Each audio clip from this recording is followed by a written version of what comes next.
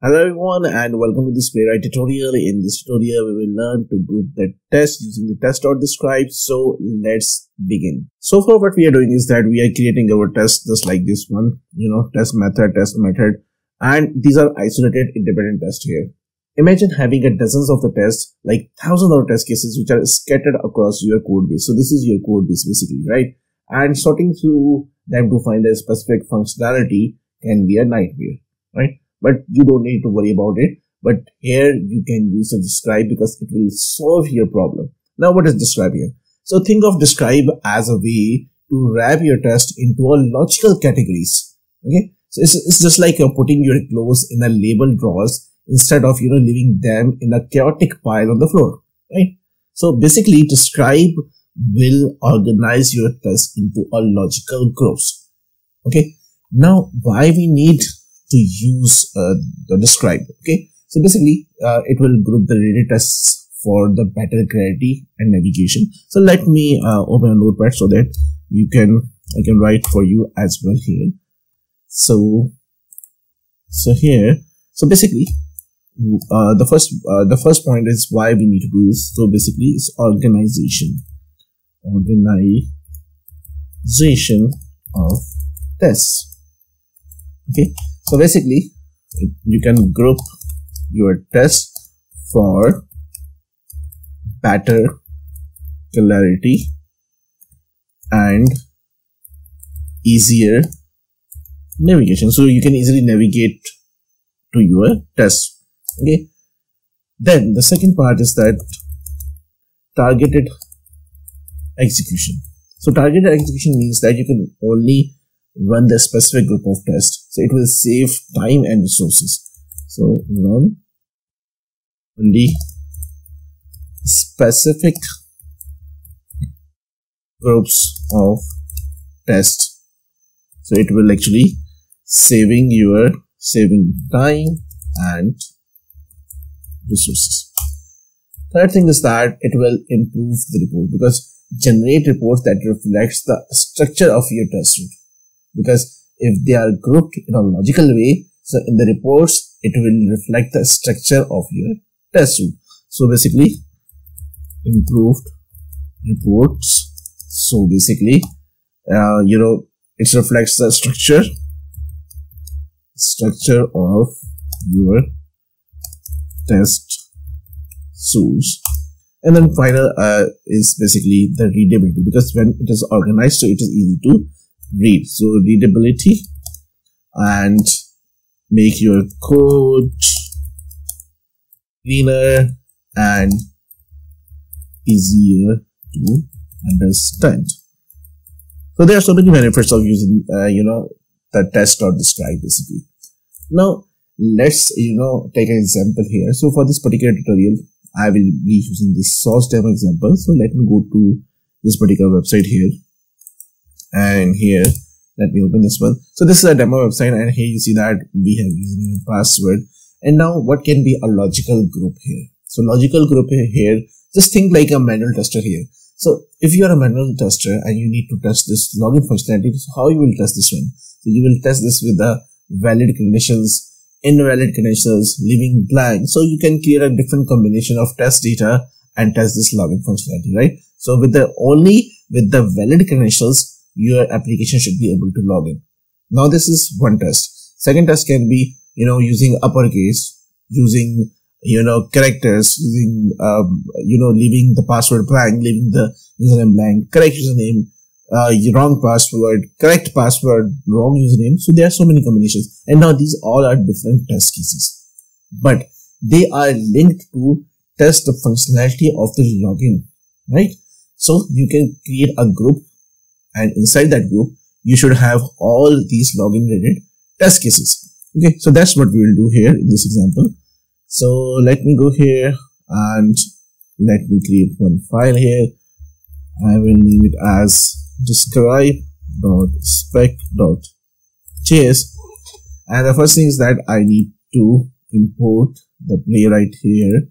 So let me copy this from here and paste it here. Now previously what we were doing is that we were directly writing like test and creating our test, right? But now we will be using a test.describe. So because test.describe will help us to create a group of tests. Okay, so here again I will give here as soon as I write the describe, so here we are getting some information. So declares a group of tests. So that's how you can use this one, like test.describe. Inside this we have the test method, and we will be using the page fixture over here. Okay, so that's how you can use this one. And then we have another example here, the similar type of example, test.describe, then test.use this, and then test1 and test2. Okay, now we are testing the login functionality. So it's basically source demo in functionality, and I will say this as verify source login functionality. Okay, now just like it will be followed by our callback function here, and inside this, so now this is a body of the group. So test.describe is actually created a group. Now inside this one we will be writing our test. So instead of functionality, let me change this to feature. Okay, now it makes more sense here. And now inside this one, test. So our first test, for example, here is that login using valid credentials. Okay, and it will be followed by async, and now we will be passing a page fixture here, and after the page fixture we will be using a callback arrow function, and this is the body of this particular test. So let me copy this complete from here and paste it here. Now you see that this is under the test.describe. We are writing two tests. So login using the valid conditions, and now second test can be verify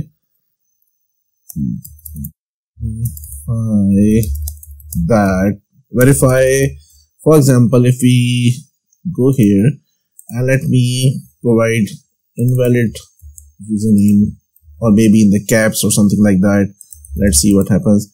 So we are getting some kind of a message here, right? So if I use the caps here, so standard underscore user, and the password is secret underscore source, hit enter. So it says username and password do not match any user. So this is a text. So this is an invalid test case. So we have this valid test case, and now verify user properly. User should not be able to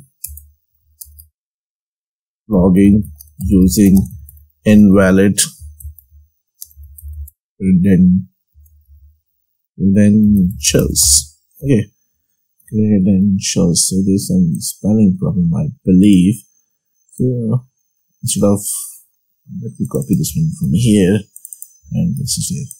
Okay, now our two tests are ready inside this test.describe. So simply what I'll do is that let's create with the first test here.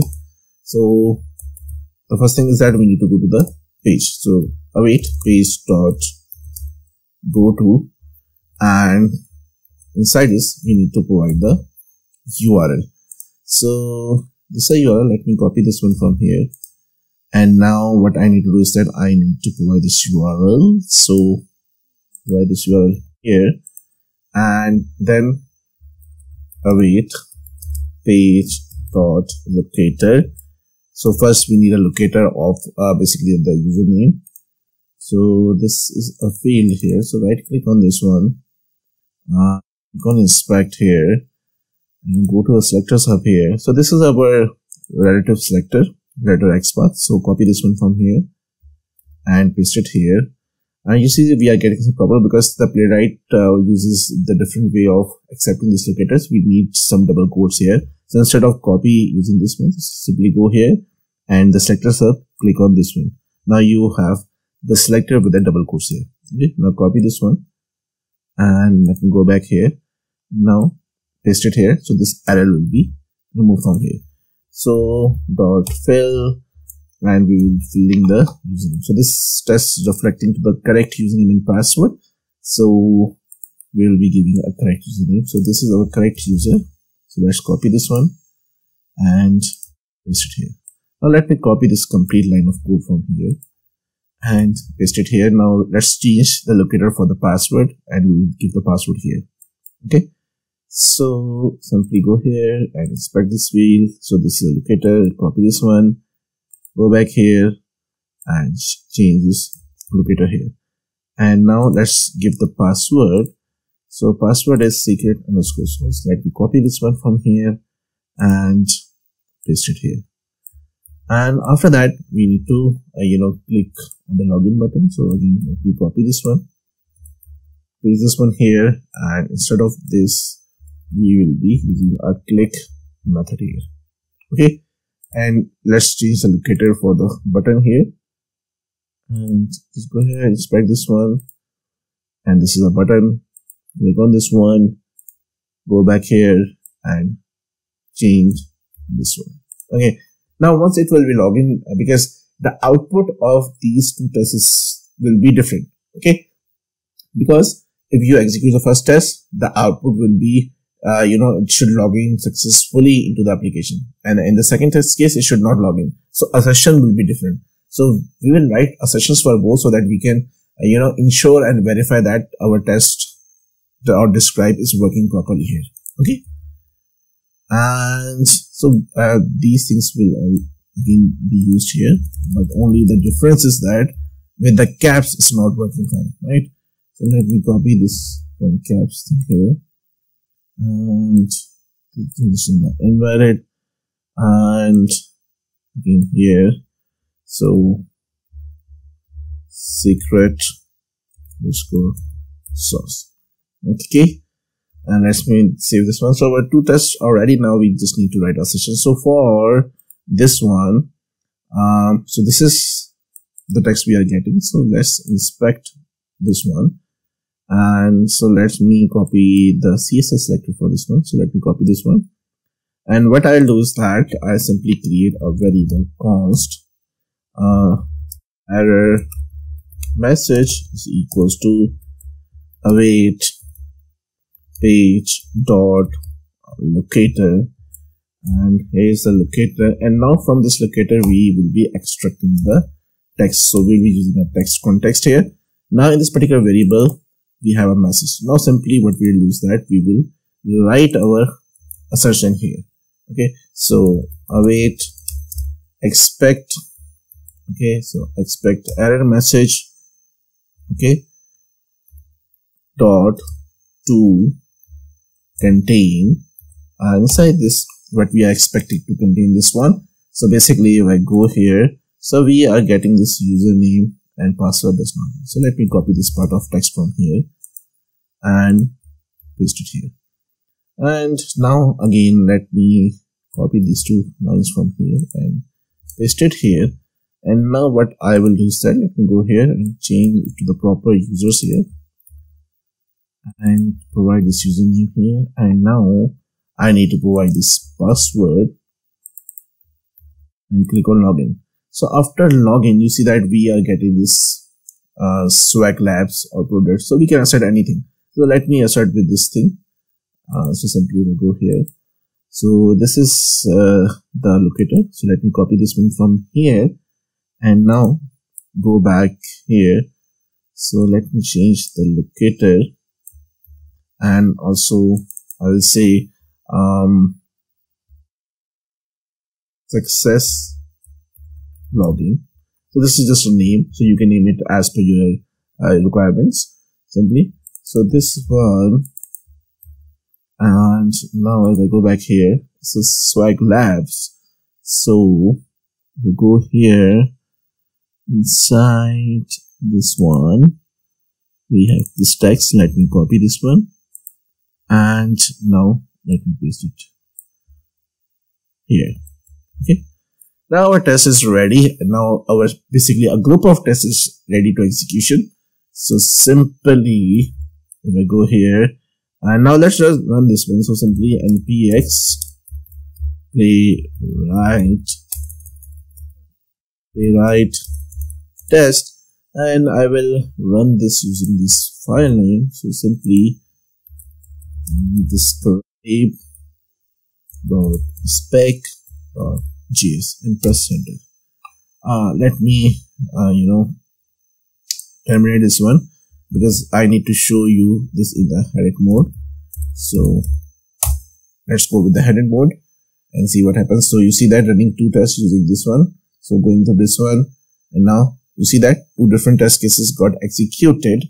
And now let's open this report here. So simply I will say npx write show report, and it's opening the report here. And here you see that our first verify source double login feature, and inside this we have login using the valid conditions, and here verify should not be able to log in using the invalid conditions. Just click on this one, and here our expected result is this, and we are getting all the information. And similarly, if we go here and we see this, and here is basically successfully logging in and everything is working as expected. So you can, in this way, you can actually group your testing using the test.describe, and also it cannot, mandatory that you can go with the functionality, but you can also go with you can group a test for the smoke, for the functional testing, for the UI testing, for the regression, but it should be logical. Here, logically, it makes sense to group the test cases with the functionality wise or the module wise. That makes sense, but because tomorrow there will be so many regression test cases, and how you gonna manage this, or how gonna you manage even smoke if there are so many test cases? So there should be some other strategy to cater the smoke and regression. However, if you want to really cater the grouping them logically using the functionality or the module wise, it will really help to use this test.describe, and this is the most relevant example for the test.describe here. Thank you so much for watching this tutorial. If you like our content, then do like, comment, share and subscribe our channel. Once again, thank you so much, and see you in the next tutorial.